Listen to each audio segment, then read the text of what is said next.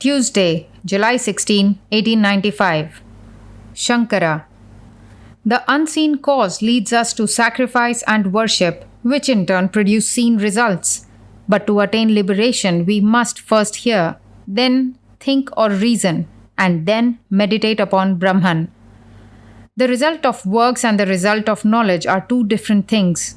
Do and do not do are the background of all morality, but they really belong only to the body and the mind.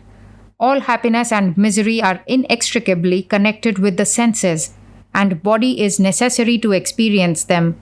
The higher the body, the higher the standard of virtue, even up to Brahma. But all have bodies. As long as there is a body, there must be pleasure and pain. Only when one has got rid of the body can one escape them. The Atman is bodiless, says Shankara. No law can make you free. You are free. Nothing can give you freedom if you have it not already. The Atman is self-illumined. Cause and effect do not reach there. And this disembodiedness is freedom. Beyond what was or is to be is Brahman. As an effect, freedom would have no value. It would be a compound, and as such would contain the seeds of bondage. It is the one real factor, not to be attained, but the real nature of the soul. Work and worship, however, are necessary to take away the veil, to lift off the bondage and illusion. They do not give us freedom, but all the same, without effort on our own part, we do not open our eyes and see what we are. Shankara says further that Advaita Vedanta is the crowning glory of the Vedas, but the lower Vedas are also necessary because they teach work and worship, and through these many come to the Lord. Others may come without any help but Advaita. Work and worship lead to the same result as Advaita. Books cannot teach God, but they can destroy ignorance. Their action is negative. To hold to the books and at the same time open the way to freedom is Shankara's great achievement.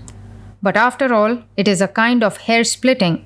Give man first the concrete, then raise him to the highest by slow degrees. This is the effort of the various religions and explains their existence and why each is suited to some stage of development. The very books are a part of the ignorance they help to dispel. Their duty is to drive out the ignorance that has come upon knowledge. Truth shall drive out untruth. You are free and cannot be made so. So long as you have a creed, you have no God. He who knows he knows nothing. Who can know the knower? There are two eternal facts in existence, God and the universe. The former unchangeable, the latter changeable.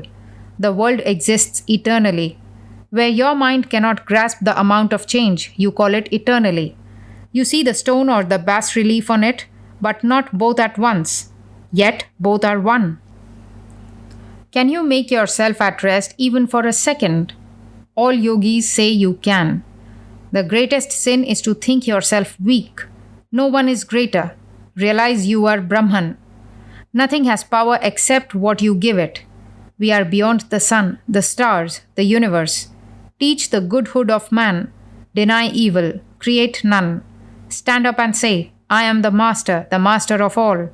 We forge the chain, and we alone can break it. No action can give you freedom. Only knowledge can make you free. Knowledge is irresistible. The mind cannot take it or reject it. When it comes, the mind has to accept it. So it is not a work of the mind. Only its expression comes in the mind. Work or worship is to bring you back to your own nature. It is an entire illusion that the self is the body. So even while living here in the body, we can be free. The body has nothing in common with the self. Illusion is taking the real for the unreal, not nothing at all.